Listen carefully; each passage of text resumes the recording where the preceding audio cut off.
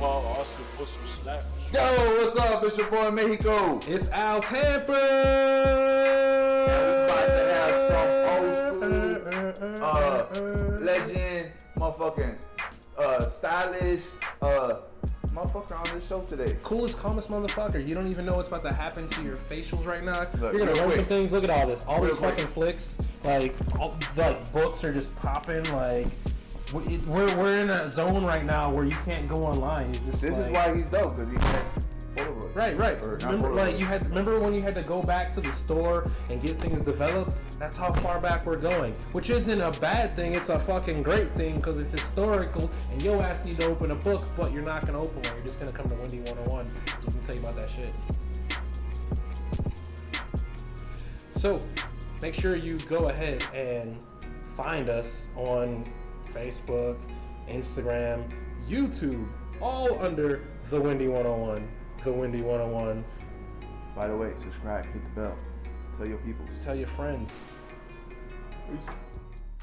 What up? It's your boy Mexico, Yo, it's Al Tamper. and we're here at the Wendy 101 We are here. with the homie. Y'all might have seen him back in the day. Y'all might have seen him yesterday, and y'all gonna probably see him tomorrow. You're gonna see him 10 minutes ago too. What up, dog? What up, homie? Tell us who you are, good sir. Peace. Chicago my whole life. I mean, there's a lot of who I am, and a lot of people know me differently. Lewis, Pease, but I mean, however you know me or whatever you've heard is probably true. A little bit, probably the stories change from person to person, but Either way, bring he about that. And he here with us to share some dope stories with you guys Today. today. So first off, how you feeling, man? How you doing? I'm good. I'm feeling good. It's great out. It's Friday. It's a beautiful night out. It's going into a holiday weekend, so There you go. feeling really good. Yeah. Holy days, apparently. Dope. How do you feel about this here holiday? I never really celebrated. Actually, I always get it confused with the other day we get off. Get it confused with Memorial The other Day? day we get off? Yeah. But I mean, all in all, I don't really do anything, so it's like it's a free day off. Yeah, it's another Yeah. day. I do it too. It's another day to Lazy barbecue, day. do nothing, go paint a wall, Anything but work. just not work. Right. If I can just lay in the yard and let the sun just like bake me so I can get like Africa black, I'm good with that. What's his name? Yeah, man. Like straight Wesley Snipes about it. Like dark. Ace of Spades dark. Like nigga, can you smile so I can see you dark? So, Word up. Since we're here and it's a graffiti show, kind of. What's up with you, man? Like, how did you get in the game? How did it start for you? I want to say it's like has to be over 25 years now. Started from skateboarding. That was basically what I was at, like 12 years old. Hung out with a bunch of skateboarders that just were into riding and graffiti. Back then it was like SCA and Gap Crew were the people that I skated with. So I'll tell you what's funny, as a 12-year-old hanging around with these teenagers, and they're like 16, 17, maybe even older. And at a certain hour, it's like midnight, they're like, all right, we're gonna go bombing. And I'm just like, I don't know what the fuck they're talking about, but it sounds pretty cool. And I'm just thinking in my head, like, are they gonna go egg houses or something? Or what? Are we they doing? TPing someone's I have trees? no idea, but I mean more and more from like just hanging Putting out. bananas skating in with them. exhaust tanks? Pause. I started noticing the tags. Every spot we skate at, they do a tag. And then I'd skate home later on and be like, oh, I recognize this. This is so-and-so. So I put two and two together and then became a tagger at first. I mean, that's kind of like the first step with most people to get into it. Tagging, mostly in my neighborhood, alleys and whatnot. The first name I had was Floss, F-L-O-S. And that didn't really last too long. I tagged it up everywhere. Not a lot of first names will ever last. Like, No. I mean, honestly, I've gone through a lot of names. I thought it was whack, and people would tell me too, like, the name kind of sucks, and why just one S? I'm like, I don't know. Cause man, I only need one. It's why I stuck Only with need it. one. I stuck with it for a good, 6 months, and then I changed it to Ease, E-A-S-E, and I liked the letters. I liked the way they went together, and eventually, one day, sitting there trying to settle on a better name, I mean, when I was growing up, we were pretty much poor. We had like government food, and I remember like looking at everything and I was just like thinking, like, what is my name gonna be? And then I got hungry and I looked in the cupboard and there was like nothing but a can of peas. Like that was the only thing, or some like a big block of some government cheese. So if it was government cheese, would you be G cheese? I don't know. Well, kind of ironically enough, it's like cheesy peasy. So Cheesy peasy. But then it wasn't cream corn. No, it came off of a government can, and that to me, like, it kind of reminds me of like where I came from. The black and white cans. Yeah, and like where I am today, like, with everything graffiti, life, family. So basically, that's where it came from. I don't know if anybody knew that. I actually hate peas. That's how you usually come up with a name. Doesn't even like it. Yeah. Pay attention, guys, because I might have to send a quiz or something. When everybody asks me like, oh, what's the name, or why peas? And it's just like, well, it's a long-winded story. I never really get into it, but it has nothing to do with the vegetable. I can't stand it. It's the most disgusting. And then the homies who know you keep bringing peas up at barbecue. Or something or other, yeah. You're like, bro, there's no need for peas in the cornbread. Lay off. Lay off. Y'all don't have peas in your cornbread. But yeah, that's basically how it started. From there, it was just progression of just moving and just kind of like building myself up, doing films. Like, I think when I was learning, was like Nabisco Bridge was one spot where I used to always go. I don't know if anybody's still painted or if anybody's familiar with it, but Nabisco Bridge, like painting under there, like the little viaducts where the trains pass, was like a place to just go and spray, basically. So I mean, I noticed other people were getting up, and that's where I started kind of being familiar with crews and who was doing what, and letter structure, wild styles, and just spraying, whatever I can spray, It was whack. I know, like, I wish I had pictures to show exactly how whack it was, but I think everybody goes to that stage, nobody starts off with being amazing. Yeah. No, You'd be surprised if people don't believe they started off whack. They should have Whack. pictures to show this. But I got pictures. I got pictures of old whack shit. Yeah. Sketchbooks mostly, but either, still. But did you stick with? I mean, how long did you write the other names before you really stuck with? I mean, because I think I started in like 6th grade, and I probably wrote Floss for that like that summer, and then after that was Ease, and then by 8th grade, that's when I landed on Peas. I just, it was one word that I knew I wanted to change up and have something new. I guess like my motivation was like looking at everything I did do and then saying like, all right, that's whack. I don't want to keep doing that because then people are going to relate to all the whack stuff. So as I got better, I started to want to do something else just completely different from what I did in the past, and build something that I actually liked. And the name just kind of stuck, and it's been with me ever since. So you were basically the illest kid in 8th grade. No. What? I was Humble. Look at this guy. humble and I guess influenced to people that didn't know what the hell graffiti was. Because when I went to military school, like I talked with other people that were also not from Chicago, and they had no idea what it was, but I started to involve them on like what I'm doing, and they're like, they go with me to go steal. We'd sneak off campus, go steal paint at Kmart, come back and go spray a viaduct somewhere. And Nice. They eventually got into it, and they want me to give them names and whatnot, but yeah, that was pretty much it. I mean, I don't think that I was good at all, but from the time the people I was talking with, like, they just like, oh yeah, this is cool. Like, we want to do it too. Like, make me a name and give me a style. Did you end up actually going to the military? No. I no. That I mean, sometimes it happens. Hey. I was there by. It wasn't my choice. Right, of course. But it didn't grow on me. I think I actually might have been maybe one of a few people that actually got kicked out of military school. So There's not a lot of people got kicked out of military school. no.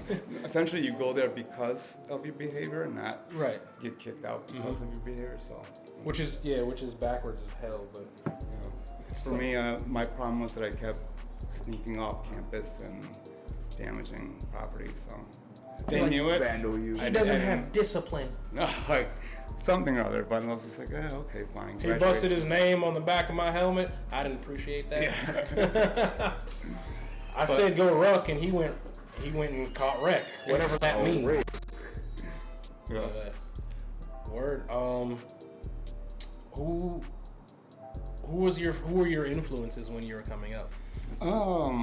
when I was coming up, a lot of the stuff that I saw was like Saw Crew. I mean, they had, and it was interesting because when I would come back from military school, my parents would pick me up from downtown, and I would come by like the Orange Line, and I'd pass by all the stuff that was up before it was even open yet, and I'd realize like, hey, something's happening here. That was when the Orange Line was being created and going to be released, and I had nothing. I had no idea what any of that stuff was until more and more people started introducing me and saying, hey, this is cool to kind of get up along the lines, and I learned from just kind of meeting with people. But influence-wise, I'd say old school Saw Crew, Ice Pack, Gap Crew. Yeah. What is? Peace, War Crew. Motherfuckers. That's what's up. So, I mean, influence-wise, if we talked about that, and we were like, as far as like anybody specific, man, I'd say Gabe was one person that kind of stuck out to me because that's my boy, TCK.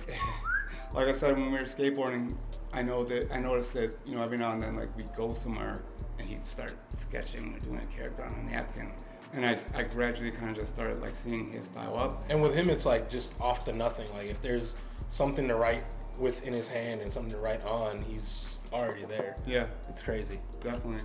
And then other influences would be like Aerosol Crew, like ASC. You don't see those guys doing too much, but those were another ones where they'd have big, detailed, wild styles, like stuff you don't get to see nowadays. But old school days. That's I'd say Casper was one person like he stuck out to me as like something I want to gradually like build up. See, and you say these names that I haven't heard of. Like I guess I'm just not in that era, or I'm just not educated yet. But speak more on them. Yeah, speak on that. From my brief memories of What's up, y'all want to hit this? Yeah, buddy. All my influences, like I can honestly just say that the stuff that they had up in 47th and right off Western was one area where I don't know if anybody remembers the wall that used to be there, but that was one wall that we always passed by. And 47th and what? Right by Western. I think there's a school there now, but yeah, they got 312 has that Aztec. Right, but on the other side of that, there's the long fence, and I believe it's either Saw Crew or Aerosol Crew, but I'd see Empty. Empty was another influence to me, like where I'd see his pieces, and I always wanted to progress to that level. Dash had a lot of pieces back then, and, I'd say mostly it was, like I said, Saw Crew, Aerosol Crew, Gap Crew, SCA, that, were the people that I looked up to, people that actually wanted to, like, build style and knowledge on, so. Dope. Name dropping, like that's from my name drop. That's memories. Like those would be. That's good and important for this show because there's a lot of things that come up with people who, know more. This whole experience that we're trying to create is for people to be educated on shit they don't know about. Right. It's okay to not know about shit. Here, use this can.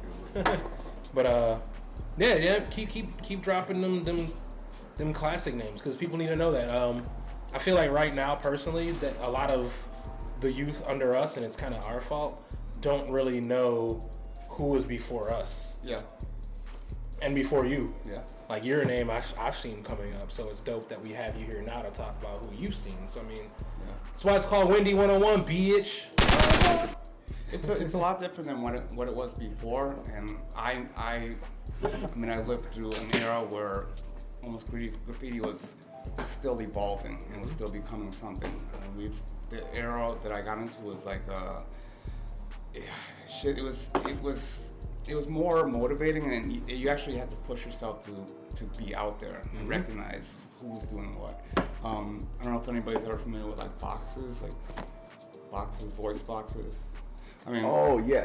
Where they do the whole like you dial the number, and then you hit like. Oh yeah. There was battles or kickoff in that shit. Yeah. It'd be a lot, but that was like the underground communication. Within graffiti, it's like you had everybody's individual. UAC had one. I know CMW. I was at the end of one. that era, like where it died out. I was just like, oh, nobody has it no more. Dude, some guy at a smoke shop told me about how like between UAC and CMW, someone got the code for one of theirs. Right. And I was like, I heard about the EDS. He wouldn't tell me. He was just like, because he saw me walking with a UAC backpack, but he was like, oh, I know you guys. you guys had a voice mailbox situation with another crew. Yeah. I'm like, who did what though? He's like, I can't tell you though. But that shit's crazy. That's what we've evolved from. Like, yo, we got your voicemail. We in here talking shit. Meet us over here. Right. It was a big communication. Like right now, like kids are just seeing what's like in different neighborhoods and seeing what's up, like, and they're just at the click of their hands. But like I said, if you really want to familiarize yourself with anything graffiti related, for one, you have to have a box, and for two, you have to actually ride every single train line. You know, ditch school and just explore the whole city and just take notes. Ditch school and explore the whole city. I mean, fuck school. Or on the day that you're suspended and you have to like have to go somewhere. Tell your parents to go to school, but then ride the train. You can't let your parents know you got suspended. You just be like, okay, I'm going to school, bye. Go around the block, make sure they leave, and then sneak in the back. Shit, I definitely told my mom I was suspended and went bombing. Yeah. Or painting some bridges during the day. That's when I realized you can do it during the day. Yeah. So your mom was a Mexican, huh? She was black as fuck though. She was Inglewood, so you gonna clean something, and then go to the grocery store. We got our ass beat and then sent back to school. And it's like, You gotta take them. I woke up late. I woke up late. Let me limp in. Yeah. There was just a lot of stuff that, like, as being in graffiti and being involved, like, you had to do. Like, you had to actually call every single box in that, yo, and it's like you're spitting a rhyme, like, telling everybody, yo, check this out, we just did this spell out here and there. Word up, that's dope. And then, you know, changing up your box and it was just like a lot of, like, communications that you don't do nowadays. And you lose that sense of, like I said, just exploring and just kind of driving yourself to know more. Now it's just too easy, you know? Yeah. Did y'all pass around sketchbooks as much? I mean, I feel like right now it's kind of a scary world. Yeah. Back then, at meetings, mostly, you go to a crew meeting, you have your black books out, or if you happen to be like a spot where it's like, you know that you'll run into writers, like you always have it ready, but you know, like I said, even with that too, like it's not the way it used to be. Right, because I feel like right now, if I hand a book out, I might not ever see it again. Probably not. I lost 3 books this year. Dude, when I was in high school, I gave a book away. I say gave a book away because I was like, yo, hand it over to the homie, and I didn't see it again until I was at someone's crib and some motherfucker was eating pizza over it. Yeah. I'm like, what the fuck? But you got it back. It's my book. So in that era that you came up with or came up in, what made somebody be dope? Like, what did they have to do? Like, how much work did they have to put in? I mean, it's just basically getting up, like just being on every single line. I mean, when we was it just lines, or you got to hit every state, north side and south side? North side and south side. Going off city would be one thing. Being recognized as being off city is another thing. But like I said, just if you're not really familiar with like where you need to do and what you need to get up and just exploring, it's like you never really went anywhere. And a lot of times back then, like nowadays, you see people doing so much color and stuff to their work. But the letters are simple. Yeah. I mean, that's a whole nother kind of, I don't even know where that evolved from because it was different back then. 3Ds were outlined, and if you didn't do your 3D, like you pretty much didn't finish your piece. You know? I never finished my piece then. Yeah. Back then, for real, it was you had to outline your 3D, you had to outline your piece. Everybody usually had like this fat, like too much aura around it. Too much aura. Yeah, but I mean, a lot of the styles too were cool too because you couldn't read it. That's what made it more interesting is that you had to be familiar with it. You had to be able to kind of figure it out. But a lot of the simplicity that we see now, it's like, where did all the style come? We wanted to graduate and get to that style, and then we got there, and either we just let it go, or something else kind of trended, and unfortunately, that's what it became. I don't think it'll ever reverse and go backwards, but I'm hoping. That's what I want. I work on my letters. Like that's my thing. Letters is really important to me, and I sucked at color. Like I felt like I was colorblind. Like it was just black and white. So I made sure my letters were dope. And because of the older cats I seen putting so much effort into your letters and making it different. Like we spoke on this outside. Like the letter structure was the shit. Everybody had the individual letters, and everybody had their own style. You could see who was who. That was Tamper style. That was fucking Peace style. And Mexico style and shit. That was the shit. Nowadays, everybody wants to be lazy. Yo, everyone's starting to look the same now. Actually, like all the like bigger cats are starting to do the same thing. Simon, yeah, bro. But no, Chacho. with all that style, like, I mean, how do you feel about it? Like, style today is whatever you see, go with it.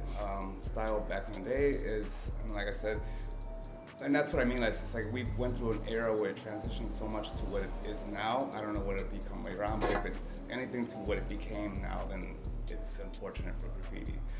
Style back then, like I said, unless you went places, you really didn't have a chance to try to grasp somebody else's style and make it, your own too.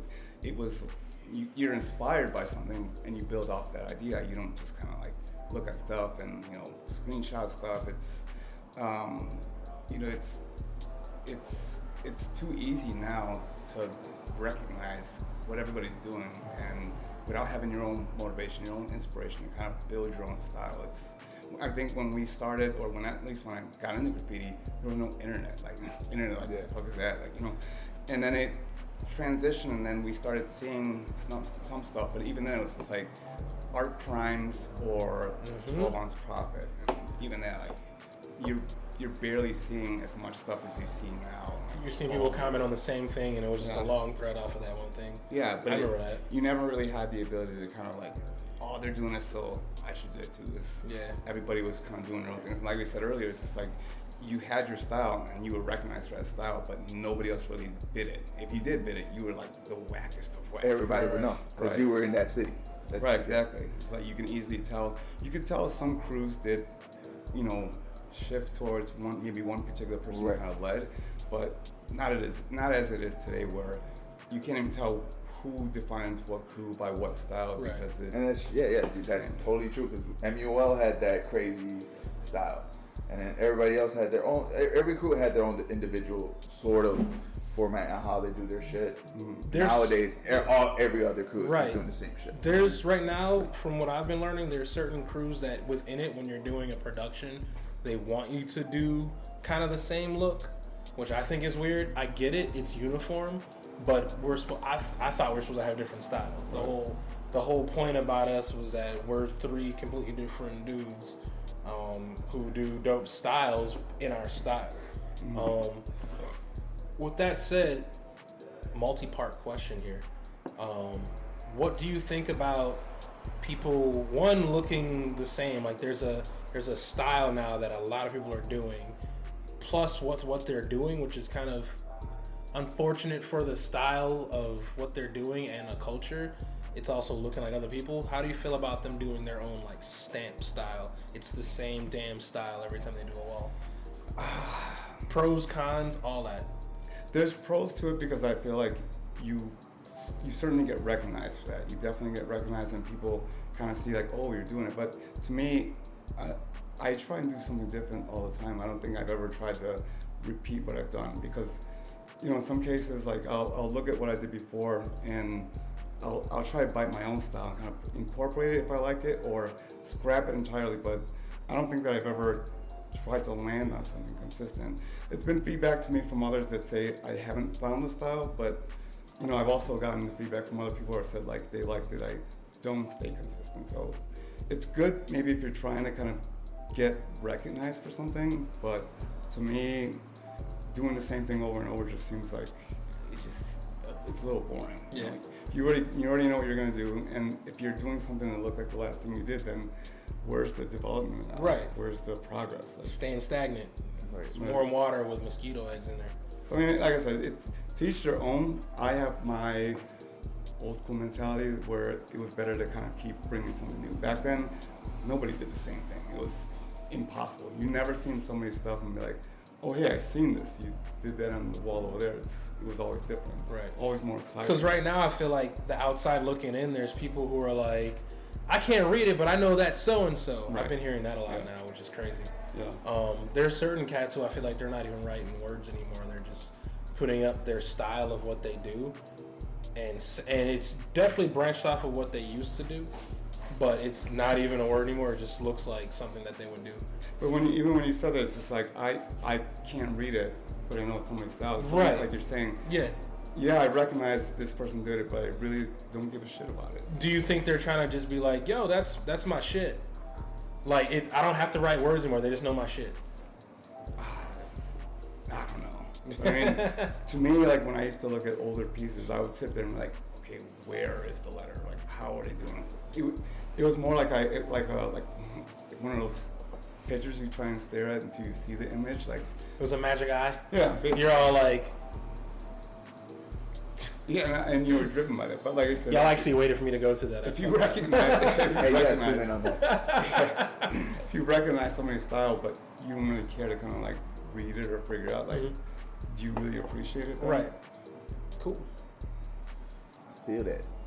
All right. Yeah. Do that thing, Mexico. Oh!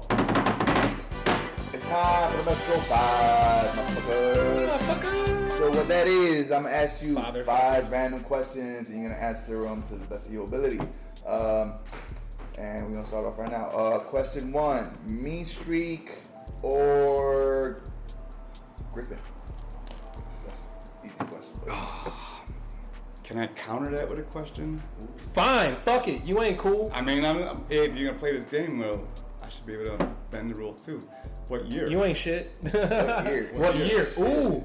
Ooh. Let's go with a random 88. 88. I'm going Griffin. 80. I mean, and I'm only saying that because if you were to say nowadays, like, I'll just hold on to a streak. You know, like if I'm going somewhere, when I did have Griffin, I'd mostly get it all over me. All right, cool. Then same question. 96. 96. I'm going with Griffin. Word. And if I had the opportunity to bring Griffin back, or even like deep scratches, which when I say that, does anybody even know what the hell it is? To the company, Griffin, or whoever makes Griffin, come back, talk to us. We could fucking make this big. We can make a comeback. Actually, since we're on it, we are an educational show. Can you explain deep scratches, please? Deep scratches. I know what you're talking about. There were some killers with deep scratches on buses. You'll never see a bus these days the way that they look back then. I mean, they were scratched up with all kinds of creative ways of like building sandpaper and really getting in there. I know Nave was a killer of that. Screw, rest in peace, was a killer of like deep scratches, and they would just go in and he was recognized. Yeah. That's every bus you got on certain routes, you would know that this is their primarily what they get up on. I know Frost got up on a lot of them. Give from SEA crew, it's names like that. I'm certain that nobody even knows who these people are, but these people killed it back then. A lot of people's education with that stops at Ian. Yeah, definitely. Oh yeah. Back to the Mexico 5. We're at 2? Yeah. 2. We just made that first one a multi. Yeah, that was Because this motherfucker trying to be creative. Still This motherfucker. Sprinkling shit. Salt Bay over here. All right. Number Pants 2. and pants. Do that shit. All right. American accent or old school Rustles, which is the same shit. But you know what I'm saying. Well, I'm gonna keep it simple and just go with when I discovered American accents. I'd go with American accents. That was that's been like '95 when Builder Square and Handy Andy were around. Yes. Yes, no! Rust-Oleum was all we knew before that, but then when they came out with American accents, it was like, wow. It was like that 24 box of crayons that you never seen or used. If you were like that kid that always got like the 12, but never seen the 24, but you were jealous of the kid that always had that, plus the little sharpener in back. Yeah, it was like that. This Yeah, motherfucker said Handy Andy. Yeah. All right. Iron Act or Montana? Montana. Word. Ass or titties? Titties. There you go, bitties.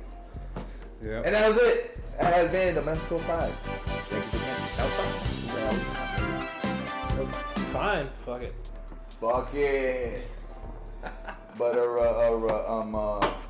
You got any cool battle stories? You got any battle scars? You throw someone off some tracks once? You piss on someone's mom's shoes? Never. You can. You can Backhand tell us about anybody? it. You have to like backhand someone in slow mo. I'd say I've had my own kind of trauma stories of like people beefing with me. Oh, and damn. Not so much myself looking for battles or anything. But I mean, you defended yourself, right? I mean, you had to the best of my ability. You Or at least did the windmill on him. All right, how about this? How about a graph related story, like a close call where like you almost got popped off for doing a spot? No. I mean, not like that. I think one of the fun. It can be lame. It's okay. No, actually, or not really really, lame, but any one kind of of one of the dope fun battles that we had was against Cap. It was fun just because we kind of kept up with one another, and the groups that we broke off to, it was cool to meet them at the spots and then have the stories later on. It was just like, oh yeah, we bumped into them while they were leaving. All right. Yo. With that being said, I just want to say that that's fucking the dopest shit ever. Because on both ends, you guys both said the same thing, which it was nothing but top respect for each other. That's just and dope. that's just. Yeah, I love hearing that shit. I think one story that I really liked was off of California on I-55, the trailers there. I know that a few of my guys went up there and they did a BAC, and then Cab Crew came up there at the same time and they had fixed it. And I guess they both just sat there and just kept redoing it. So I don't even recall what the last person was, but they sat there and kept going over it. That paint was thick as fuck at that one spot right there. It was ridiculous, but that's why I mean, like, that's why I think this guy brought fun. it up. Worm. Yeah, he brought Worm that. brought that up. Mhm. He was saying it was like the illest battle. Yeah. So it's dope that like season 2 we bring on the other side, and you said that was like your favorite battle. Yeah. That's dope. I mean, I honestly feel like we should just keep battling like that. There's, I mean, respect. yeah, that's It's respect. I mean, art. that's respect for the art. That's respect for the craft. I know cats get hot-headed. You mean what you say, and you're about what you put up. But that's two people in two different seasons saying that was a dope battle. I'm not saying that should be a standard, but I'm suggesting it. Yeah. I mean, really, like the mentality that it's only graph related should be that it is graph related. Right. Anybody who's out there trying to like really like, oh, let's fight, or even like when you take your life. Well, I mean, because even both of your crews separately are like down to do that kind of battling. To be honest.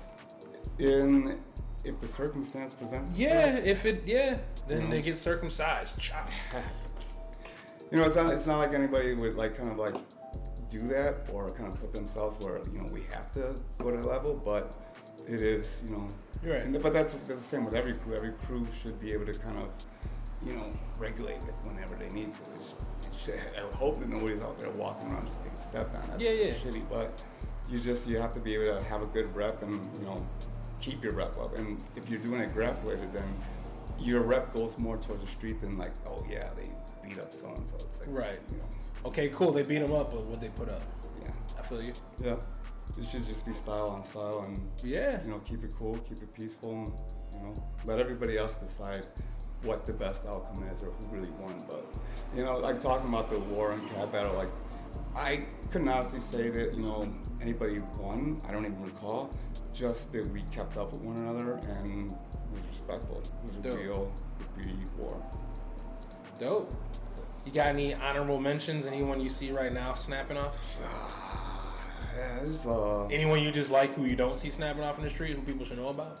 No, I mean I know. No, I mean Fuck all y'all. Yeah. There's a lot of people So out there that are doing their things. I mean, specifically, I don't know. I don't want to like kind of like forget to mention somebody, and but It'll come up in the comments. You can defend yourself. yeah, everybody's out there doing a lot, and that's like part of what I'm trying to do too is like to change a little bit of the game, but also for it to be beneficial for everybody. So it's like I'm really working towards having the city, having the community, having everybody be a little bit more acceptable of graffiti as an art, because that's what it is. And hopefully it's going good, but I mean, I noticed it's like I'm almost having my own struggle with the people that can benefit from what I'm trying to do. So, but all in all, I think everybody's out there doing a great thing, doing new things, doing different challenges, going above and beyond with their own style. But I'd say all of Chicago right now. I'm giving props to everyone in Chicago for just snapping. Aww. Good job, guys. With all the dope and positive things you're doing with the community, you want to touch a little more about that, like what you're doing with the whole South Side viaducts and all that? I mean, to keep it like really brief, because I mean, I'm still meeting with like the aldermen, meeting with like the community groups that have a little bit more like interest in what is changing in the neighborhood. I mean, really, the way I started to work on like 16th Street and any of those walls was just by. Wait, we got noise in the back. I'm sorry, you guys speak a little loud. Motherfuckers. Just by taking a chance and. Stop having fun and shit. I know it's a barbecue, but. I mean, we started off with a small section where there was nothing there, and I ride past there like every single day on my bike, and I've seen spots, and I always wanted to be a part of whatever started, but since it went left and there was a whole controversy on the funding and everything, like I still was like, well, what about this space here? There's nothing here. There's nothing historical here. Like, why not just use it? So, I mean, I started with smaller groups of people, like 7, 8. And then just started doing pieces of the wall. And after a while, like it was, I think when people started to kind of see like what I was doing, like, they either chimed in and I'll just say it's spot jock and started doing whatever, but not really recognizing what I was doing. And I was trying to kind of relate to the art that I did with themes from the neighborhood, like the Day of the Dead or like the Aztec theme or a little fiesta theme that we had. But I mean, we weren't going over anything, and I recognize that there's a lot of like history out there, regardless of it being tagged on, regardless of a fill-in or just completely being buffed and you can't see it. I wouldn't disrespect like anything that you could visually see. There used to be something here. Right. I mean, I was just taking dead spaces and putting them to good use. From that, it turned into doing the big Spectrum event, which I knew there, like, all right, I'm taking a bigger risk here. I should probably talk with whoever can kind of give me some kind of like leverage or permission for this. So I went down to the alderman's office. I told him what I'd been doing, kind of spoke with him and kind of sold it on like, what it could do for like the neighborhood. Damn, you put boots on the ground. That's dope. Basically, I mean, but in a professional manner, like took the charge, took the lead, and like let him know like, hey, I'm not trying to disrespect it, and I obviously don't want to get like a lot of people in trouble, but this is something that I want to do, and it's positive. So he trusted in me, he allowed me to do it, and then we put together a really good production. So the one thing that kind of backfired is when some kid went over one of the it was like an immigrant mural, and that was like one thing was like hold the brakes, and I had to do like a lot of damage control there and trying to get them to realize that, hey, this isn't us, be a little more receptive to what we're doing and open-minded. So for sure, right now it's still in a damage control phase, and it's still me trying to bring a lot of the what we're doing as a positive thing, not so much as a graffiti thing or anything like that. Right. And I'm trying to find like a balance between like street art and other artists that want the opportunity to be out there and expose their art, but it's a little bit of give and take with me right now. Like, I'm trying to show everybody that we can give to the community while the community is working with us to have space to paint. So hopefully within from now and next spring, I can organize more of a rotation of the walls, a plan where everybody can kind of like, similar to like the Logan project, they can basically sign up for it and agree to paint the viaducts and always have a place to paint. And it's not, it won't be like, oh, these guys are getting up and how do I get a wall? You actually will have this opportunity too, but I just need a little help from everybody else. From the damn community. Have some cooperation, have some patience, and just trust that I'm trying to move this forward, not for me, because if you look at all of the wall space that's up right now, I don't even have anything up. I'm just too busy trying to get more opportunities and more wall space. So how was the Damon viaduct part of that at first, or that just kind of happened? The Damon wall was a bigger project that I wanted to plan, and it was in the works of being agreed upon. I hadn't really gotten the clearance for it, but everybody swarmed on it, and it unraveled. And now, if you look at it, it's like there's some good works, but it's not a full-on theme. It's not organized, and what I'm hoping to do is fix out all that, because at the end of it all, like, I'd like to say this is all complete and bring all of it like a presentation and say, hey, this is everything that we've done. Just make it the Windy 101 wall. something or other, but I still need to find a way to clean it up and make it look good, because right now sure. it's still looking It's like just scattered. But It's looking like Escape from New York. There's a lot of opportunity for it to look better. Yeah. But if everything goes well and they approve of like what we've done and areas where we can paint without taking advantage, then my intentions would be to host one of the biggest graffiti art events like maybe the country's ever seen. Yeah, dude, fuck MOS, do that shit. Good shit. We don't got MOS no more. Yeah. That's it. We I mean, shout out to Demon, but it is what it is. It is. But like I said, there's a lot of people that are up there right now, and if it was organized, it would look a lot cleaner. It'd be a smooth drive-in, and it'd be more respected. But we still have an opportunity right now, and I still have an opportunity to work with everybody and say, hey, we're doing a good thing. Everybody likes it. I'm obviously interested in the community feedback as well, because as not being a resident of Pilsen, if I'm going into Pilsen and putting something up that's going to be displayed, I want people to say, hey, thank you for that. And that's been the general response from everybody where I'm working with. People come out, they're like, hey, thank you for doing this. Like, there was nothing here. I pass by here all the time, and now I can walk by and I have art to look at, and they love it. They love it. Dope. That's awesome. So, well, snap. That might be a good way to bring you towards a good rest spot. Where can we find more stuff and things that you're around and about? The interwebs, the walls, on Mars. Just be patient. Reach out to me. I'm on Instagram. Everybody knows Safer Man, and talk to me, because I'm really interested in like working with everybody and giving everybody an opportunity. What's the gram, or do you want to just save that for later? It's _SAEPERMAN _. Oh, he flipped himself. If you didn't get that, it's right here. It's right there. It's over here. Look, I'm pulling out my pocket. Right there. I'm gonna make this hard for Cash to edit. It's right here. Okay, no, seriously. Yeah. Anything else you got going on that you want people to know, like any galleries or any shows, any kind of? I mean, right now the main focus is just working on that. That's my biggest project right now. It's keeping me busy and it's keeping me motivated to see people come out and work with all kinds of different levels of artists, because like I said, the people that I have been inviting out there, they've been my inspiration, they've been my motivation. So if I've contacted anybody directly, it's because I want to work with them. I like their work, I appreciate what I see, and I would like to collab with them. So yeah, I mean, on that note, you got anything to say for anybody else coming up or who's still up? No. Do your own goddamn thing. Do your own homework. Hard. I'd like to see Actor come out and do something. I haven't seen him do anything in a while. So if Actor, he comes out, I'll provide the paint.